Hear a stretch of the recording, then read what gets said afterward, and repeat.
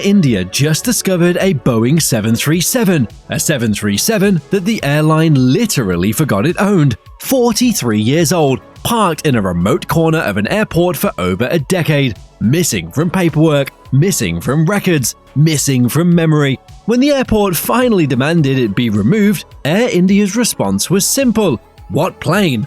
Out of the perimeter fence, surrounded by grass and peeling paint, sat a jet that legally belonged to the airline, but practically didn't exist. So, how does a national carrier lose track of an entire aircraft? And what does that reveal about the chaos it was built on and the work that its new owners will have to do to turn Air India around? 1932, J.R.D. Tata founded Tata Airlines, one of Asia's earliest carriers. First flight, a single-engine de Havilland Pussmoth carrying mail from Karachi to Bombay.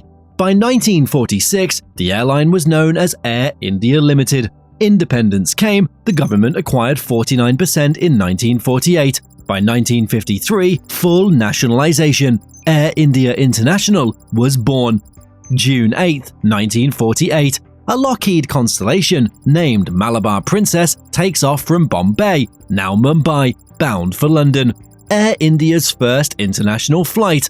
The Constellation, with its distinctive triple-tail design and powerful radial engines, was one of the most advanced airlines of its era. Air India took delivery of 3 L749s in March 1948, and these elegant 4-engine propliners became the symbol of India's arrival on the global aviation stage.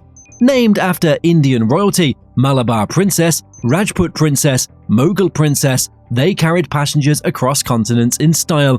By 1955, Air India upgraded to the Super Constellation L1049 with longer range and more power. Then came the jets.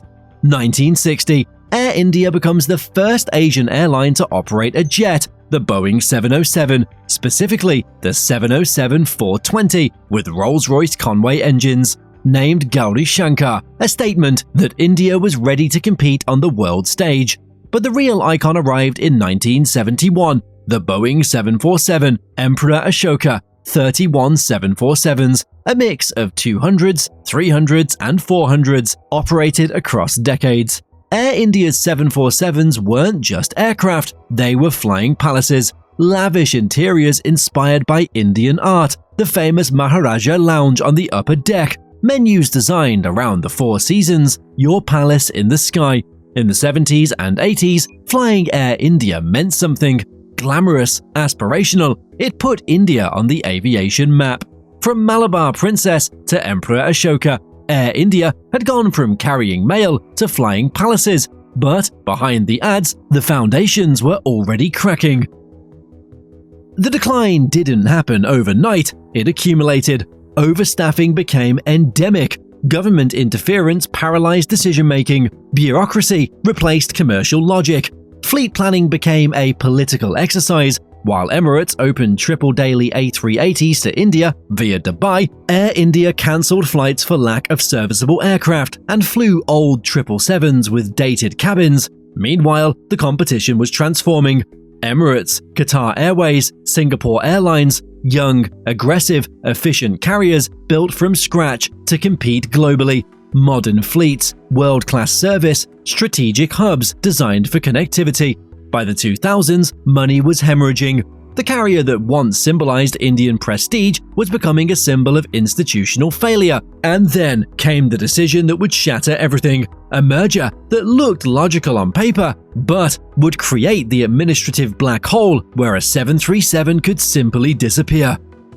2007, the Indian government merged Air India with Indian Airlines. The logic seemed sound. Combine the international carrier with the domestic one, create scale, compete globally. The reality was catastrophic. Air India suddenly inherited a fleet that made zero strategic sense. From Indian Airlines came the A320 family, A319s, A320s, A321s. Older A3000 B2B4s and legacy 737-200-400s, non-compatible with Air India's long-haul brand, none integrated into existing operations. The wide-body situation became a nightmare. 737-400s in multiple cabin configurations that would be expensive to swap, 777-200LRs underutilized, 777-300ERs stretched thin across routes, A330s briefly added to the mix, an A310 cargo fleet nobody knew what to do with. Systems didn't integrate, records didn't sync. Here's the critical point: when you're managing chaos at this scale, things disappear. That 737 at Kolkata, registration VTEHH, delivered brand new from Boeing in 1982 to Indian Airlines, flew passengers across India for 25 years as a standard domestic workhorse. 1988, leased to Alliance Air for 9 years. Alliance Air was Indian Airlines' subsidiary for regional ops, running the 737-200s until their 2007 switch to ATRs. 2007, lease ends, return to Indian Airlines, gets converted to cargo. That same year, Indian Airlines merged with Air India. Two massive state-run airlines became one even more massive bureaucracy. Fleets got mixed, records vanished, systems didn't sync. VTEHH slipped through the cracks. Aircraft sat for weeks for a single part because no one knew which budget or subsidiary owned them. At one point, over 24 were grounded for paperwork and parts issues. 2012, the plane gets parked in a remote southeastern corner of Kolkata's airport apron. And then, nothing. For 13 years, no one checked on it. When Air India was finally privatized in 2022 and sold to the Tata Group, this aircraft wasn't even included in the official inventory. Tata had no idea it existed. The explanation? Years of mismanagement layered on top of a merger that was never properly integrated. Record-keeping frozen in the 1990s, an airline that couldn't track its own assets. But that forgotten 737 was just one symptom of a much deeper disease. The 2010s became a slow-motion collapse. Political interference paralyzed every decision. Under government ownership, every decision needed a file, a signature, a committee. Under Tata, every decision has a KPI. Aircraft got ordered based on political whims, not strategy. Routes were added for politicians, not passengers. The world moved on. Gulf carriers dominated long-haul. Low-cost carriers like Indigo captured domestic traffic. Air India fell further behind in product quality, efficiency, and service. Routes lost money, aircraft sat idle. That 737-200 in Kolkata, still there, year after year, rusting, forgotten. As of August 2021, Air India carried around $6.8 billion in debt. Old aircraft, no flexibility, a brand that had become synonymous with delays, poor service, and industrial dysfunction. COVID delivered the final blow. Air India was functionally finished as a government-run carrier. This was rock bottom, the before image of total institutional collapse. An airline that had pioneered Asian aviation, that had operated flying palaces across continents, that had once been a source of national pride, now couldn't even keep track of which aircraft it owned. But then came an announcement that nobody expected.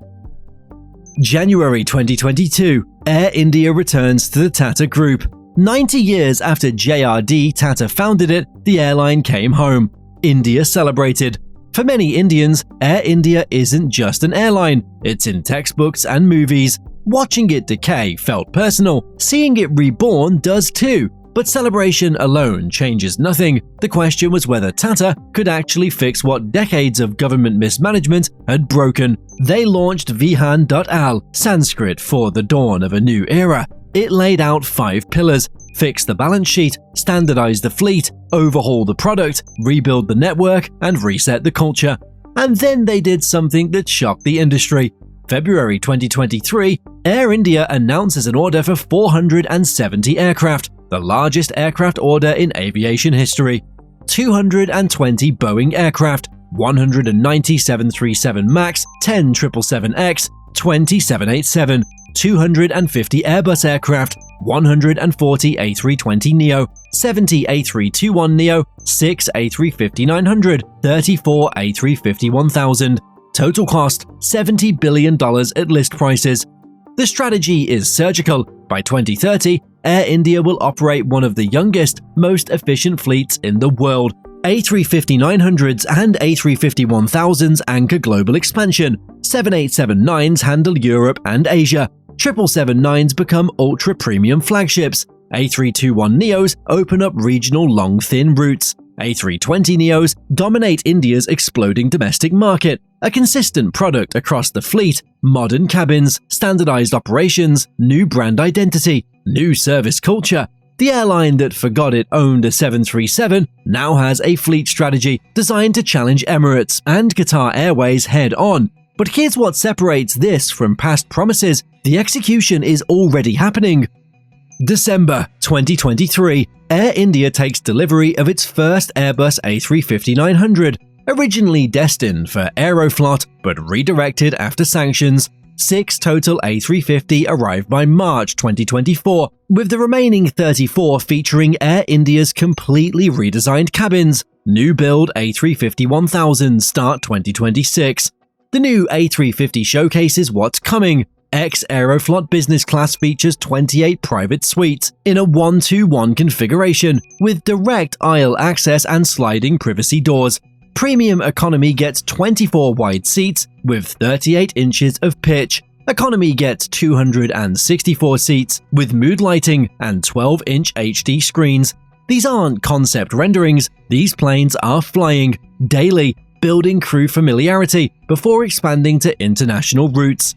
September 2024, Air India begins its $400 million retrofit program. 27 legacy A320neos, 16 retrofitted by August 2025, full completion by September 2025.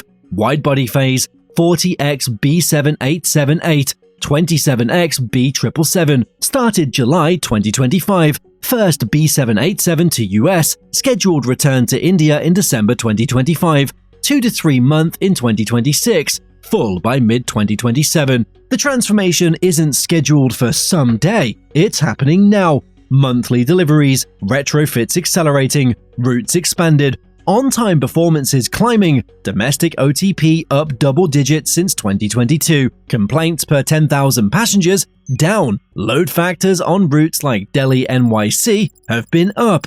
November 2024, the A350-900 deploys on Delhi-New York JFK flights, with Newark following in January 2025. Premium cabins with doors, modern entertainment, competitive service.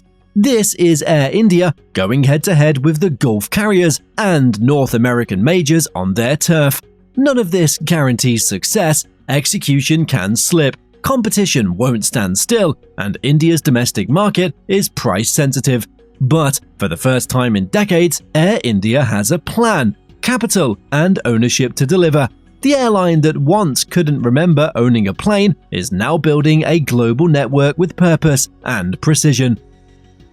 The story isn't about metal and engines, it's about culture. Losing an aircraft wasn't an accident, it was a symptom of institutional rot. No accountability, no systems. VTEHH wasn't just a lost asset. It was a relic of a mindset where nobody owned the problem because nobody really owned the airline. The Tata transformation isn't just buying new planes, it's rewiring the DNA of the organization. The contrast is stark.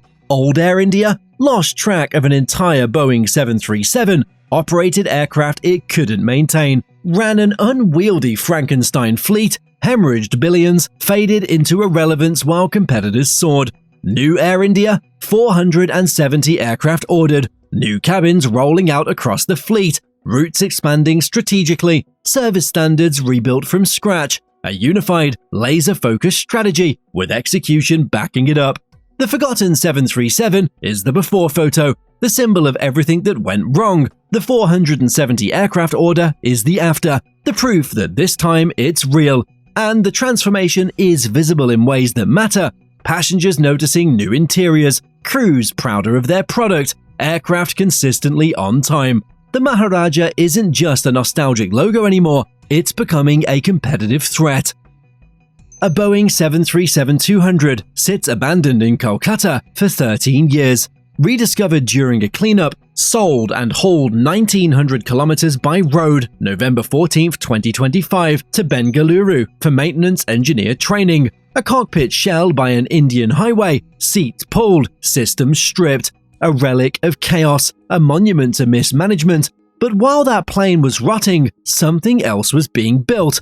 Air India today is ordering 470 next-generation aircraft, hiring thousands, training crews on modern fleets, competing for premium passengers on long-haul routes, rebuilding its reputation one flight at a time. The forgotten 737 symbolizes a forgotten era of chaos. The new fleet is the reset. The product is changing. The service is changing. The culture is changing. This isn't nostalgia. It's not about recreating the 1970s glory days of Constellations and early 747s. It's about building something new, a modern, efficient, world-class carrier rooted in Indian hospitality and global ambition. From the first puss moth carrying mail across India in 1932, to the Constellations opening international routes in 1948, to the jet age 707s and iconic 747s, to the chaos of mergers and mismanagement, to today's renaissance, Air India's story has always been about transformation. This one might actually stick. One plane forgotten, a whole airline reborn. Hey, before you go, the YouTube algorithm thinks you're going to like this video next, so why not check it out?